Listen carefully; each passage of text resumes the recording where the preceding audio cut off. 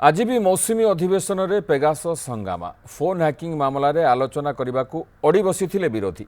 Pegasus phone hacking मामला रे गतकाली भली आज भी गृह कार्य चली पारि नथिला। केवल भारत नुहे विश्वर अनेक देश में एवं पेगासस स्पाईवेयर हईचई करुछि। स्पाईवेयर स्कानर थिबा 50,000 फोन नंबर तालिका अन्य राष्ट्रीय मीडिया रे आसिया परे एहाकु नै सारा विश्व में तनाघना आरंभ होइछि।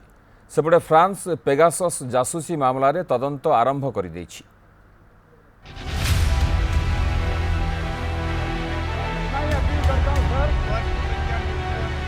संसद रे आज भी पेगासस स्पाईवेयर झड़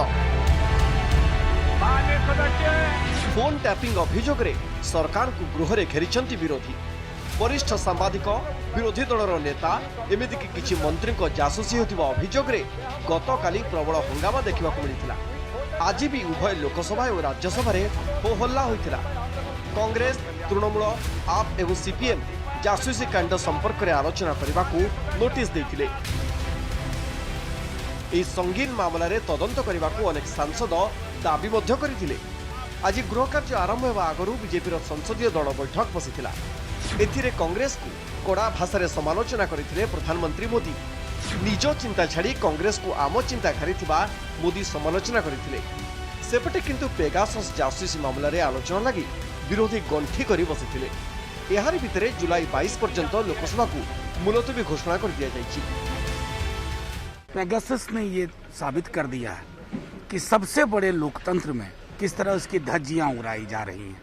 मैं समझता हूँ ये सारे मुद्दे सरकार को भी चाहिए अहंकार त्याग करके खुले मन से बातचीत करें। लोकतंत्र है तो हम सब हैं।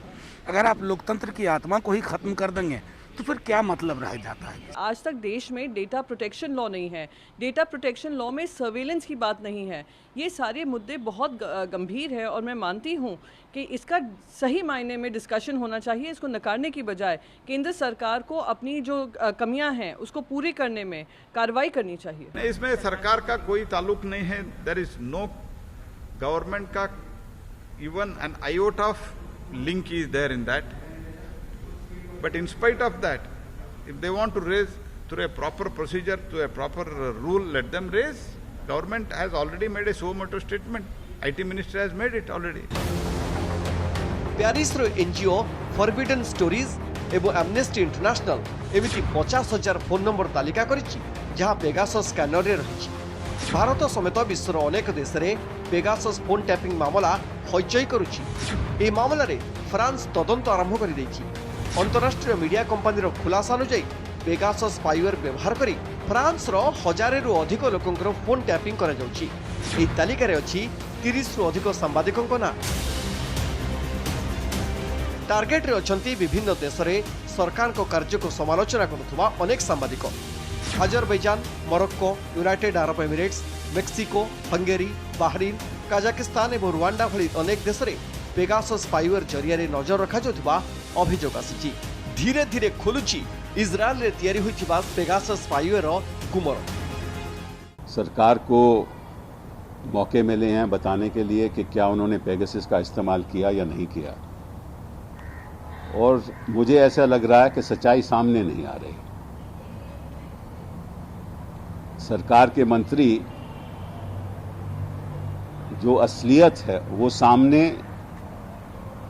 हमारे मेंबर ऑफ पार्लियामेंट को नहीं बताना चाहते और देश की जनता को नहीं बताना चाहते। पेगासस हईचई परे एबे मोबाइल स्पाईवेयर नहीं चर्चा जोर धरिछि। कारण स्पाईवेयर जरिया रे आपन को अजाणतरे आपन को फोन रे थिबा फोटो, डाटा एवं ईमेल को हैकर पढ़ी पारिबे। आपन को फोन रु तथ्य चोरी करबा को एमिति अनेक स्पाईवेयर व्यवहार करूछन्ती हैकर। एथिरु बंचिबाकू 5टी सावधानता जरूरी। 1. फोन एवं सॉफ्टवेयर को नियमित अपडेट करंतु। सेटिंग रे ऑटोमेटिक अपडेट एक्टिवेट रखंतु। 2. 5 वर्ष पुराना मोबाइल बदली दियंतु। 3. मोबाइल एवं आप पाई कठिन पासवर्ड रखंतु। 4. फोन रे 2 फैक्टर ऑथेंटिकेशन चालू रखंतु। 5. अजଣା लिंक किंबा अटैचमेंट को क्लिक करंतु नहीं। Bureau report, news 7।